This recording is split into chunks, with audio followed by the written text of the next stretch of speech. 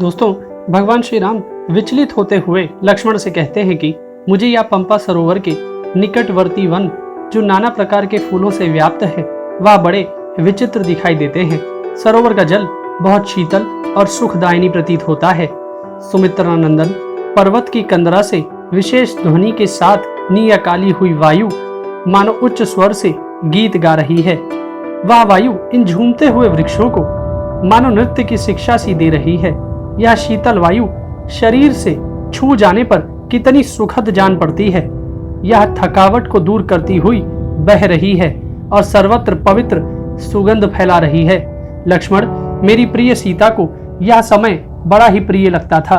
मैं सीता को नहीं देख पा रहा हूँ और इन मनोहर ऋतु को देख रहा हूँ, इसलिए मेरा अंग ज्वर बढ़ जाएगा। लक्ष्मण, फूलों से भरे हुए इस चैत्र मास में सीता के बिना यहाँ निवास करना मेरे लिए दुस्साह है। निश्चय ही वहां पराधीन हुई सीता मेरी ही तरह शोक कर रही होगी। यह वसंत का समय सीता के वियोग का शोक बढ़ाने वाला हो गया है।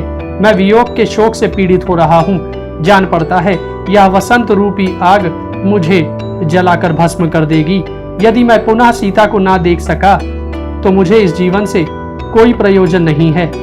भगवान श्री राम को एक अनाथ की भांति विलाप करते हुए देख लक्ष्मण ने कहा, पुरुषोत्तम, आप अपने को संभालिए, शोक ना कीजिए।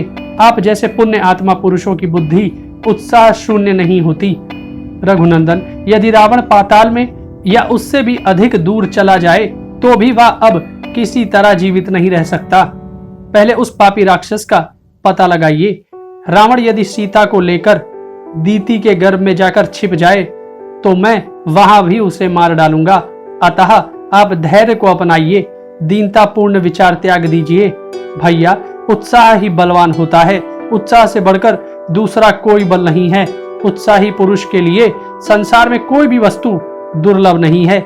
जिनके हृदय में उत्साह होता है वे पुरुष कठिन से कठिन कार्य आ पड़ने पर हिम्मत नहीं हारते।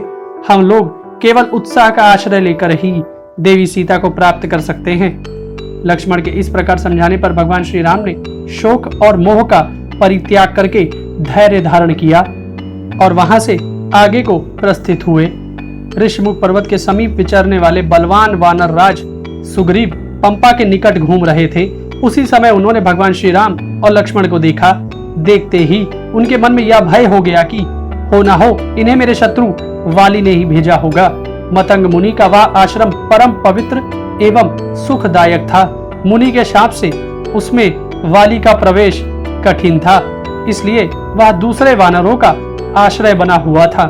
भगवान श्री राम और लक्ष्मण दोनों भाइयों को आयुध धारण किए वीर वेश में आते देख सुग्रीव के मन में बड़ी शंका हुई। सुग्रीव धर्मात्मा थे, उन्हें राजधर्म का ज्ञान था। वे श्री राम और लक्ष्मण की ओर देखते हुए अपने मंत्रियों से इस प्रकार बोले, निश्चय ही यह दोनों वीर वाली के भेजे हुए हैं। इन्होंने छल से चीर वस्त्र धारण किए हैं जिससे हम इन्हें पहचान ना सके। सुग्रीव के इतना कहते ही सुग्रीव सहित सभी वानर भागकर ऋषिमुख पर्वत पर आ गए। तब वाली से भयभीत सुग्रीव को देख हनुमान जी बोले, आप लोग वाली के कारण होने वाली इस भारी घबराहट को छोड़ दीजिए। यह मलय पर्वत है, यहाँ वाली से कोई भय नहीं है। सौम्य, आप अपने जिस भाई से भयभीत होकर भागे हैं वह वाली यहाँ नहीं आ सकता। हनुमान जी की बात सुनकर सुग्रीव ने कहा, इन दोनों वीरों की भुजाएं लंबी और नेत्र बड़े बड़े हैं। वे धनुष बाण और तलवार धारण किए हुए हैं। इन दोनों को देखकर किसके मन में भय का संचार ना होगा। मेरे मन में संदेह है कि ये दोनों पुरुष वाली के ही भेजे हुए हैं, क्योंकि राजाओं के बहुत से मित्र होते हैं, अतः उन पर विश्वास करना उचित नहीं है। वाली इन सब कार्यों में बड़ा कुशल है। राजलोग बहुदर्शी होते हैं, अनेक उपाय जानते हैं, इसलिए शत्रुओं का विनाश कर डालते हैं। अतः कपिश्रेष्ठ, तुम भी एक साधारण पुरुष की भांति यहाँ से जाओ और उन दोनों की चेष्टाओं से, रूप से तथा बातचीत के तौर तरीके से उन दोनों का यथार्थ परिचय प्राप्त करो। कपिश्रेष्ठ, तुम मेरी ही ओर मुंह करके खड़े होना और उन धनुर्धर वीरों से इस वन में प्रवेश करने का कारण पूछना। यदि उनका हृदय शुद्ध जान पड़े तो भी तरह तरह की बातों और आकृति के द्वारा यह जानने की विशेष चेष्टा करना कि वे दोनों कोई दुर्भावना लेकर तो नहीं आए हैं। वानर राज सुग्रीव के इस प्रकार आदेश देने पर पवन कुमार हनुमान जी ने उस स्थान पर जाने का विचार किया जहां भगवान श्री राम और लक्ष्मण विद्यमान थे। हनुमान जी ऋषिमुख पर्वत से उस स्थान की ओर उछलते हुए चल दिए और उन्होंने अपना कपि रूप त्याग कर एक तपस्वी का रूप धारण कर लिया, जिससे भगवान श्री राम पर उनका विश्वास जम सके।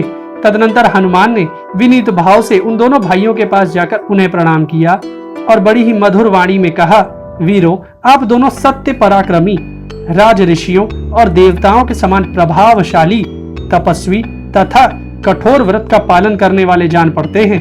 आप दोनों इस वन्य प्रदेश में किस लिए आए हैं? पंपा को सुशोभित करते हुए आप दोनों वीर कौन हैं? आपका क्या परिचय है? आप दोनों की प्रभा से गिरिराज ऋष्यमुख जगमगा रहा है। आप लोग देवताओं के समान पराक्रमी और राज्य भोगने के योग्य हैं।